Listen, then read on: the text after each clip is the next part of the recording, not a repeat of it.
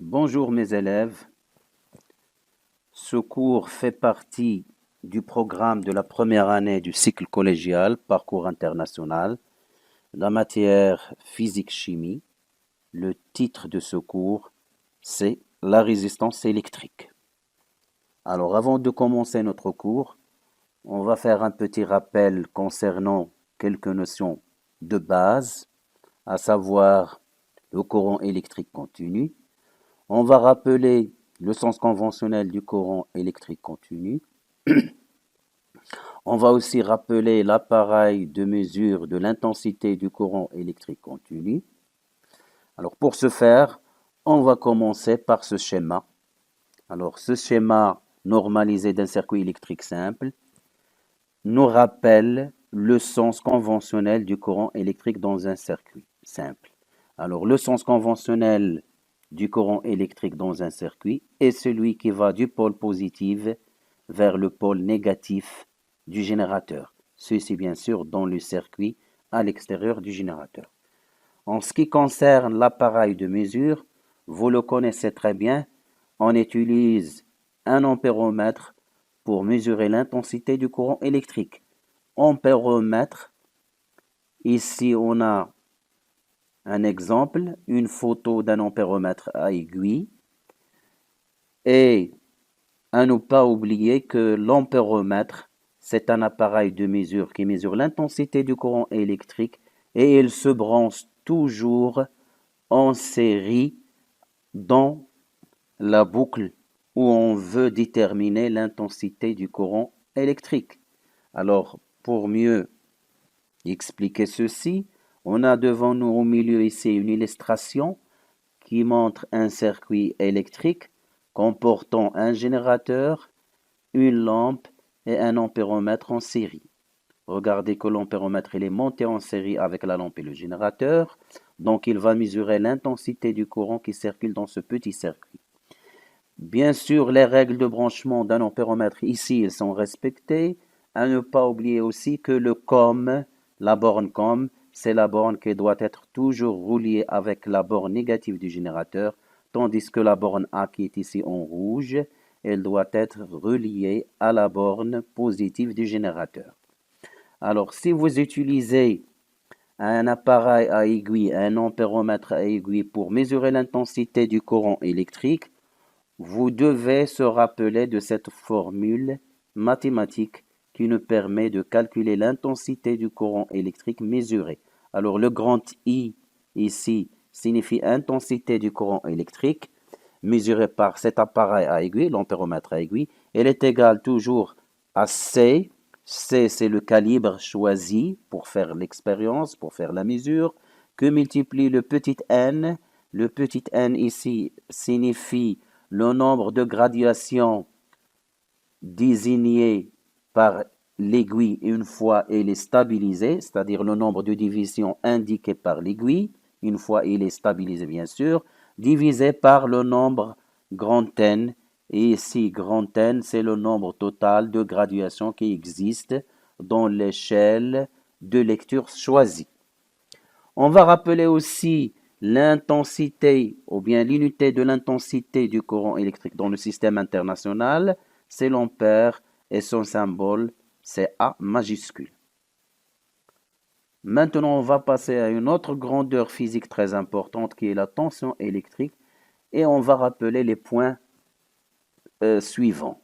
Alors, c'est quoi la tension électrique? Par quoi mesure-t-on la tension électrique et quelle est son unité? Je vous rappelle que la tension électrique, c'est une grandeur physique mesurable. Elle se mesure aux bornes des différents dipôles, que ce soit des générateurs, des piles ou bien des dipôles passifs, c'est-à-dire des dipôles récepteurs plutôt, pardon, des dipôles récepteurs comme la lampe, comme le moteur. Une fois ce dipôle récepteur parcouru par un courant électrique. Alors, comme exemple ici dans cette photo, je peux mesurer la tension au bord de cette pile plate et on va trouver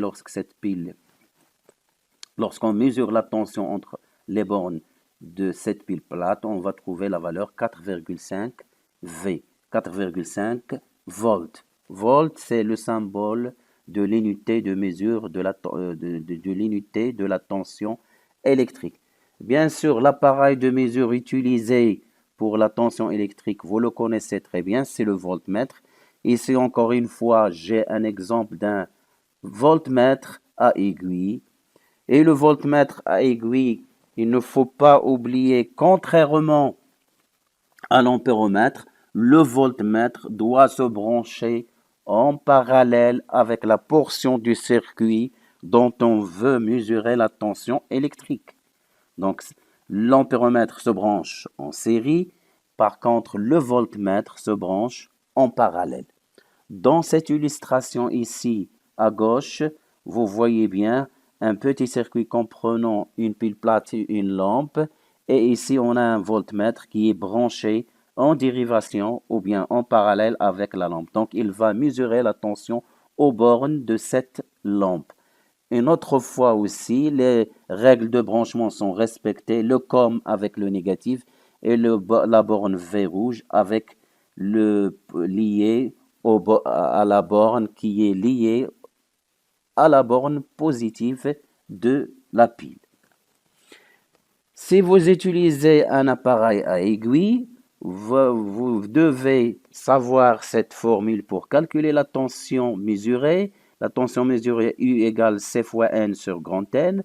La même chose, C ici, c'est le calibre. Petit n, nombre de gradations indiquées par l'aiguille. Et grand N, c'est le nombre de gradations de l'échelle de lecture choisie.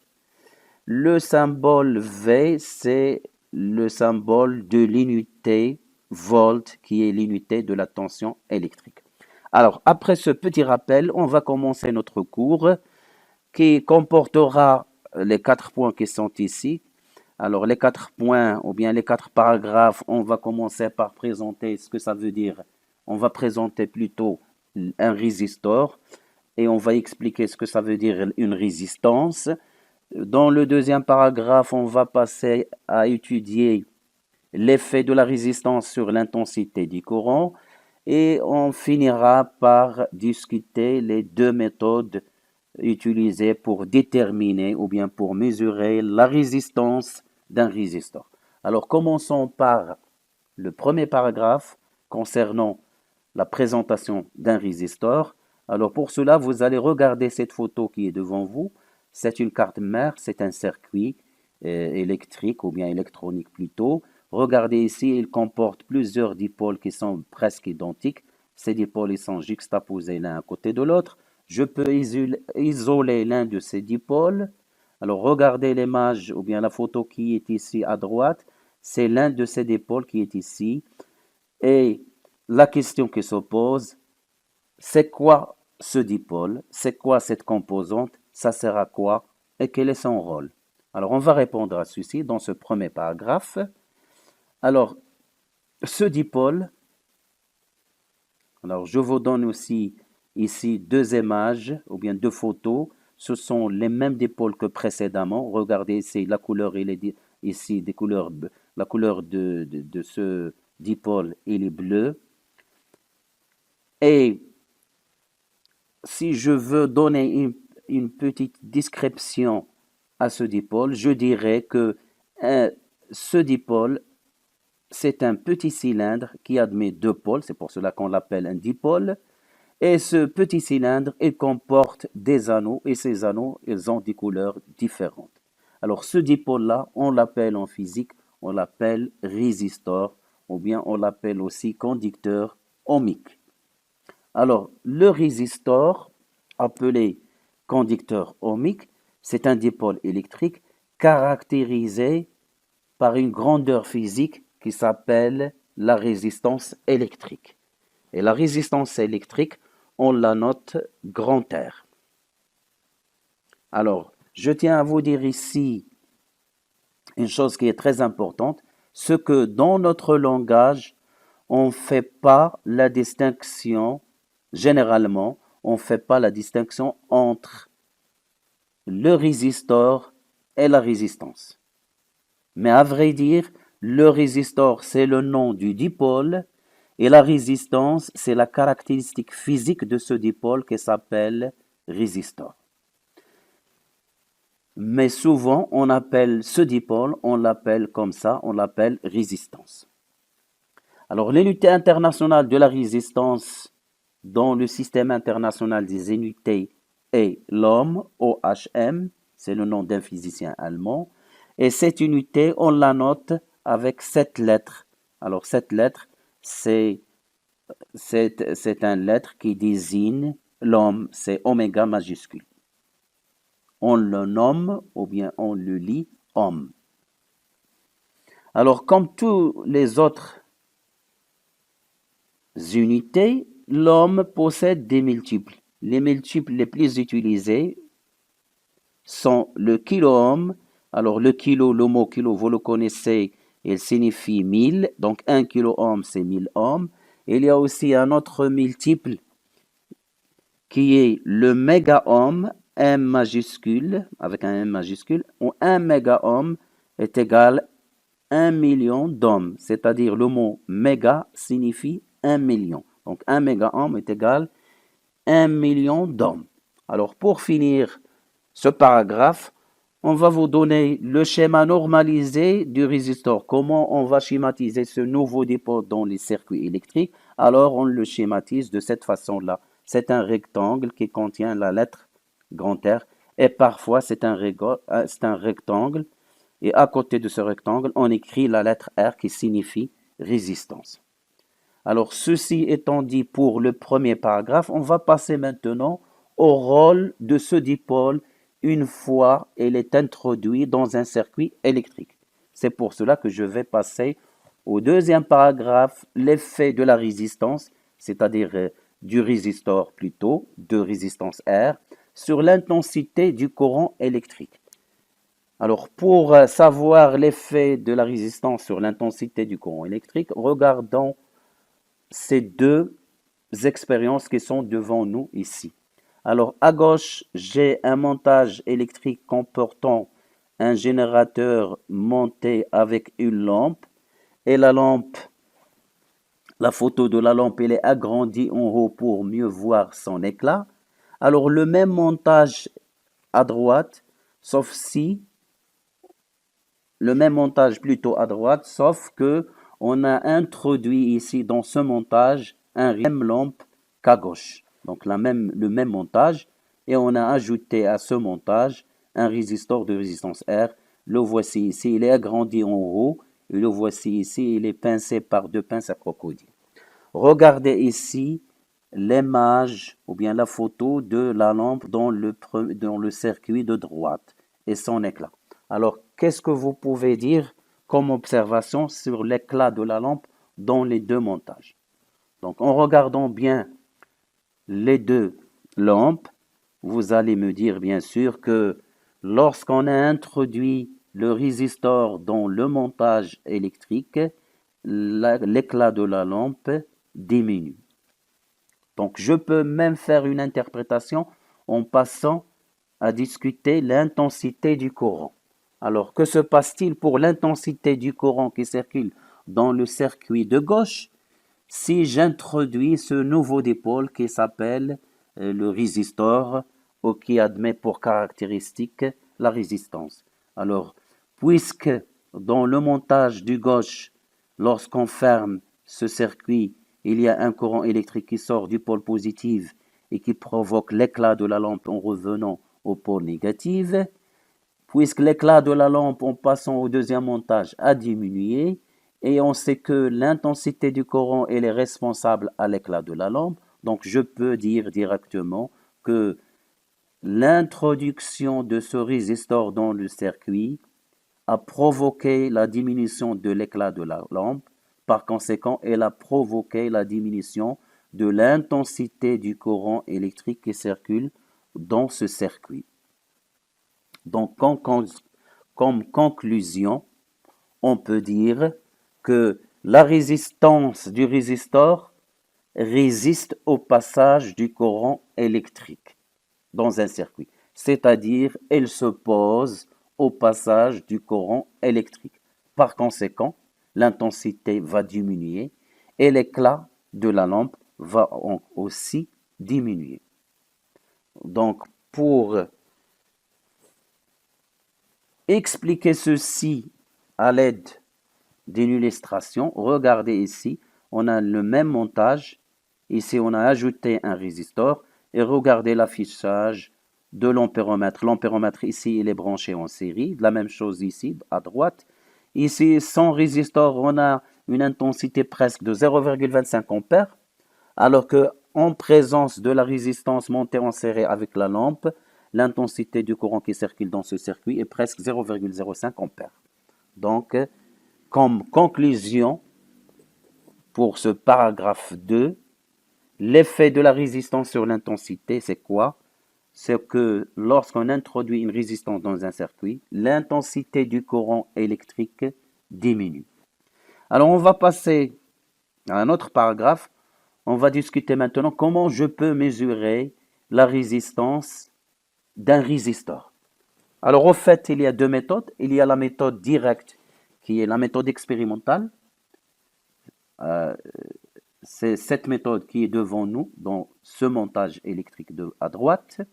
Alors, pour mesurer directement et expérimentalement la résistance d'un résistor, on doit suivre les étapes suivantes. Premièrement, l'appareil qui mesure la résistance d'un résistor, elle s'appelle l'ohm-mètre. Alors, son nom l'indique, mètre signifie mesure, et ohm, c'est l'unité de la grandeur mesurée. C'est l'unité de la résistance électrique. Donc, l'ohm-mètre, c'est un appareil qui nous permet de mesurer la résistance électrique. Alors, regardez ici à droite, on a ici un multimètre. Cet appareil, vous le connaissez très bien. On l'a utilisé pour mesurer l'intensité du courant. On l'a utilisé comme voltmètre pour mesurer la tension électrique. Et maintenant, on va l'utiliser comme un ohmmètre pour mesurer la résistance d'une résistance. C'est un multimètre, c'est-à-dire c'est un appareil à plusieurs fonctions. Alors, comment il peut jouer toutes ces fonctions-là? Alors, regardez le curseur qui est au milieu, le sélecteur des calibres qui est au milieu. J'ai ici une photo qui est agrandie. Alors, pour qu'on utilise le multimètre comme ohmmètre, je dois placer ce sélecteur dans cette partie jaune qui est encadrée par cette accolade jaune. Regardez ces graduations jaunes, ou bien ces valeurs plutôt où on a des traits jaunes, ils font partie de la zone où il y a le symbole oméga majuscule. Ce symbole, vous le connaissez, vous venez de le voir, c'est le symbole qui désigne l'unité de la résistance électrique, qui est l'ohm. Donc, si je veux utiliser le multimètre comme ohmmètre, je dois placer le sélecteur sur l'une de ces valeurs. Bien sûr, puisque ce sont des calibres, donc je dois commencer par la valeur la plus grande qui est ici 200 M. 200 M, c'est-à-dire 200 méga-ohms. Donc, la première étape, c'est de placer le sélecteur sur la zone réservée à la mesure de la résistance électrique. Deuxième étape plus importante, on doit isoler le résistor de tout circuit, c'est-à-dire le résistor ne doit pas être connecté à aucun circuit, comme vous le voyez dans cette expérience à droite. Et la troisième étape, on branche directement le résistor avec le multimètre en dérivation, comme vous le voyez ici, en respectant les branchements. Alors, les branchements ici, les pôles qu'on va utiliser, ou bien les bandes qu'on va utiliser, on utilise toujours le COM. Le COM, c'est le commun. Il est toujours utilisé, quelle que soit la fonction de ce multimètre, que ce soit un voltmètre, ou bien un ampéromètre, ou bien un ohmmètre. La borne COM, il est toujours utilisé. Et on va utiliser avec cette borne COM une autre borne rouge, ou cette borne rouge, on va chercher la borne où il y a notre symbole oméga qui désigne le symbole de l'unité de la résistance. Ici, vous le voyez, je pense qu'il est ici, à côté de V, on a le symbole qui désigne, c'est oméga majuscule, qui désigne l'unité plutôt le symbole de l'unité de la résistance qui est l'ohm. Donc, voici les trois étapes qu'on doit suivre. Et par conséquent, puisqu'on a utilisé ici un appareil digital, le multimètre, la valeur de la résistance s'affichera directement sur l'écran sans calcul. Dans cet exemple, on a 102,4 ohms. Et le calibre, il est sur le ohm. Ici, on a un calibre qui est de kilo-ohm. Et ici, vous voyez bien le symbole de l'ohm. Alors, ceci, c'est pour la méthode expérimentale qui est une méthode directe.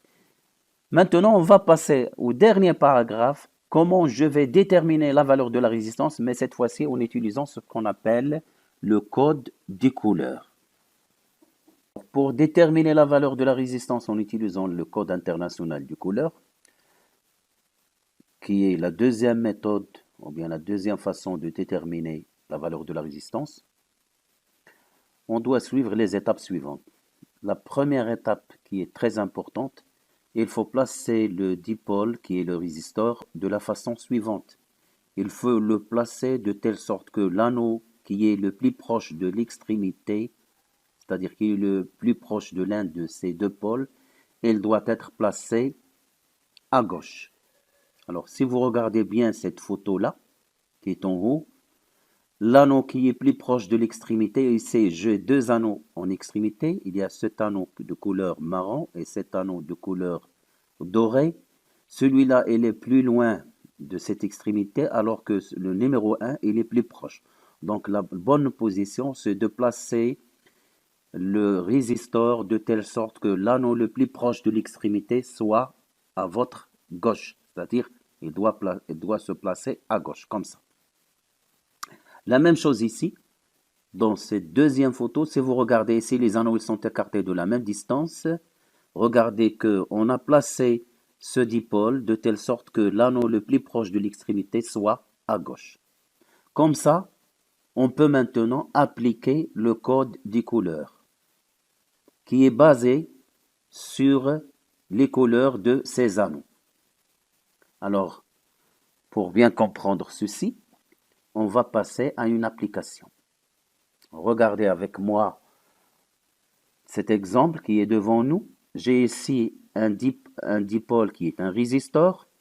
Alors, on l'a bien placé. Regardez que l'anneau le plus proche de l'extrémité, il est placé à gauche. Dans ce cas, une fois le résistor est en bonne position, les deux premiers anneaux, ils vont nous donner des chiffres significatifs.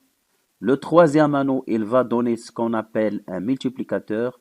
Et le dernier anneau, qui est ici, il va nous donner ce qu'on appelle la précision, ou bien parfois on l'appelle la tolérance. Donc on va expliquer ceci petit à petit. Alors pour le premier chiffre, regardez ici, j'ai un anneau qui est de couleur rouge.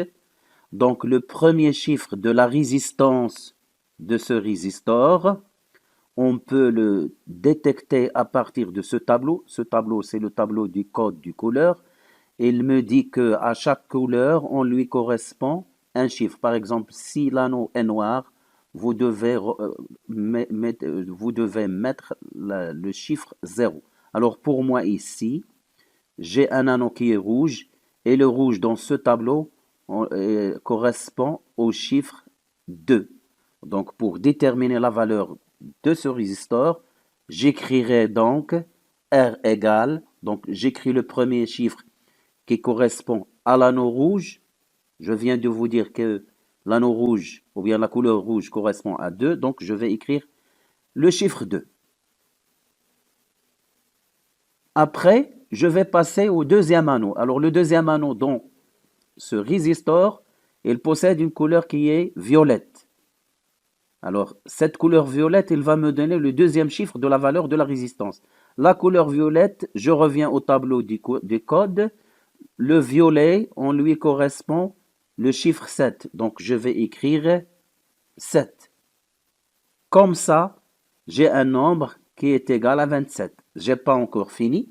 Je dois passer au troisième anneau pour détecter ce qu'on appelle le multiplicateur. Alors, le tableau du multiplicateur, il est ici à droite. La couleur de cet anneau, elle est brun, elle est marron. Et le brun ou bien le marron dans ce tableau me dit que Si vous avez un anneau de couleur brun, le multiplicateur qui lui correspond, c'est fois 10. Donc, cet multiplicateur va me permettre de multiplier le nombre que j'ai trouvé avant, qui est 27, par 10. Donc, le premier anneau, le rouge, il m'a donné le chiffre 2. L'anneau violet, il m'a donné le chiffre 7. Et le troisième anneau qui est réservé au multiplicateur, il m'a donné fois 10 selon le tableau des multiplicateurs. Alors, qu'est-ce que j'ai trouvé donc à partir de ce travail, à partir de ce code? On vient de trouver donc que la résistance R est égale à 270 ohms. Bien sûr, vous allez me demander l'utilité du quatrième anneau. Alors, le quatrième anneau ici, qui est ici, le dernier anneau, il est réservé pour la précision. On l'appelle précision et parfois on l'appelle tolérance. Qu'est-ce que cela signifie? La précision signifie la marge de l'erreur commise par le constructeur qui a construit ce dipôle. C'est-à-dire, pour notre exemple ici, si je veux plutôt terminer mon travail, alors je dois écrire que R est égal à 270 ohms plus ou moins 5%. Alors d'où vient le 5%? On va regarder ici que l'anneau réservé à la précision, ou bien qui correspond à la précision, c'est un anneau de couleur dorée. Et ici, vous avez un petit tableau qui vous donne la précision. Il nous dit que pour une couleur or, ou bien orée, la marge d'erreur c'est 5% de la valeur, plus ou moins 5%. Si vous avez une couleur argentée, couleur d'argent, vous avez donc dans ce cas une marge d'erreur de plus ou moins 10%. Donc je vais expliquer ceci dans un autre exemple. Donc j'écrirai jusqu'ici que mon résistor possède une résistance R de 270 ohms avec une marge d'erreur de plus ou moins 5%. 5% de cette valeur. Alors, pour mes élèves, ils doivent tout d'abord savoir comment détecter la valeur de la résistance dans un premier temps, bien sûr, et après, on va expliquer comment on peut-on exploiter le dernier anneau qui est réservé à la précision ou bien à la tolérance. Donc, regardons un autre exemple pour bien illustrer ce problème. Alors ici, la même chose, j'ai une résistance qui contient, ou bien un résistor qui contient 4 anneaux. Je vais essayer de la même façon de déterminer la valeur de R, mais cette fois-ci, je vais exploiter le quatrième anneau qui est réservé à la tolérance, ou bien ce qu'on appelle la précision. Donc de la même façon, le premier anneau va donner le premier chiffre, le deuxième anneau va me donner le deuxième chiffre, le troisième anneau va me donner le multiplicateur, et le quatrième anneau, il va m'indiquer la marge d'erreur commise par le constructeur. Donc R égale, pour le noir, l'anneau noir, je regarde le tableau de couleur ici, j'ai 0, donc j'écrirai 0. Le deuxième chiffre, anneau rouge, donc pour le rouge, ici on a 2, donc j'écrirai 2. L'anneau 3, c'est un multiplicateur, donc j'ai une couleur marron, donc brun, c'est x 10, donc je multiplie par 10. Comme ça, j'aurai une résistance R égale 0,2 x 10 qui est égale à 20 ohms. Je ne vais pas m'arrêter ici, je vais continuer mon travail en exploitant la marge d'erreur ou bien ce qu'on appelle la tolérance ou bien la précision. Alors, ici, dans cet exemple, on a un anneau qui est oré, de couleur or. Donc, la marge d'erreur ou bien la tolérance est plus ou moins 5%. Qu'est-ce que cela signifie? Cela signifie simplement que le constructeur a commis une erreur de 5% sur cette valeur. C'est-à-dire 5% de cette valeur qu'on a calculée maintenant qui est égale à 20 ohms. Donc c'est 5. 5% signifie 5 divisé par 100. Multiplié par la valeur trouvée, qui est 20, on trouvera donc tout calcul fait, 5 qui multiplie 20 divisé par 100, donc c'est 100 sur 100, est égal à 1 ohm. Cela veut dire que le constructeur me dit que cette résistance, elle est égale à 20 ohms avec une erreur de plus ou moins 1 ohm. On écrira donc R égale 20 plus ou moins 1 ohm. On peut expliciter ce résultat en écrivant ce qui suit. Qu'est-ce que ça veut dire R égale plus ou moins 1 ohm. Ça veut dire que R, il peut être égal à 20 plus 1 qui est égal à 21, ou bien il peut être égal à 20 moins 1 qui est égal à 19 ohms. Donc la valeur exacte de cette résistance, elle est comprise entre 19 et 21. Cela avec une précision, c'est-à-dire j'ai donné la valeur de la résistance avec une grande précision, ce que R, ce n'est pas 20, mais c'est une valeur qui est entre 19 et 21. Alors, si je veux uniquement la valeur de R, je peux m'arrêter ici, au niveau du multiplicateur, c'est-à-dire R égale 20 ohms en utilisant le code du couleur. Si je veux exploiter la tolérance ou bien la marge d'erreur, je dois utiliser le tableau, le petit tableau de la tolérance. Une autre remarque avant de finir ce cours, c'est que l'anneau de tolérance ou bien de la précision, elle est souvent colorée soit avec une couleur dorée, soit avec une couleur argentée. C'est pour cela que si vous avez un problème de positionner votre résistor, si vous avez la couleur argentée ou bien orée dans l'un des anneaux qui existent dans l'extrémité, n'hésitez pas à poser cet anneau à droite. Pourquoi? Parce que l'anneau réservé à la précision, il se trouve toujours à droite. Alors finalement, pour finir, on va faire un autre exemple, et cette fois-ci, je vais comparer la valeur théorique avec la valeur expérimentale. Regardez ici, j'ai une valeur expérimentale. On a mesuré ici avec une expérience réelle la résistance avec un ohmmètre de ce résistor. On a trouvé 102,4 ohms. Comment on va déterminer la valeur d'une façon qui est théorique, c'est-à-dire en utilisant le code du couleur. Alors, vous avez le résistor, il est placé en bonne position. Regardez que l'anneau qui est plus proche de l'extrémité, il est à droite, comme on vient de dire. Donc, la couleur du premier anneau marron, donc dans le marron, il va me donner le premier chiffre 1. Noir, c'est le deuxième anneau, donc il va me donner le chiffre 0. Le troisième anneau est aussi marron, donc il va me donner brun. Il va me donner ici le multiplicateur x 10, donc x 10. Donc, la valeur de la résistance, c'est R égale 10 x 10. Donc, sans tenir compte de la précision, ma résistance est R égale à 100 ohms. Si je veux exploiter la précision, alors l'anneau de la précision, il est doré, donc c'est 5%. Vous le voyez ici, pour l'or, c'est 5%. Donc, c'est 100 plus ou moins 5%. Si je vais expliciter ce calcul, j'aurai donc la marge d'erreur, c'est 5 sur 100 multiplié par 100, c'est 5 ohms. Donc, la valeur exacte de cette résistance, c'est R égale 100 plus ou moins 5. Dans ce cas, la valeur, elle est comprise donc entre, la valeur exacte, elle est comprise entre 105 et 95. Et bien sûr, notre valeur expérimentale qui est 102,4, elle appartient à cet intervalle. Elle est vraiment comprise entre 95 et 105. Jusqu'ici, je vous remercie. À la prochaine. Merci.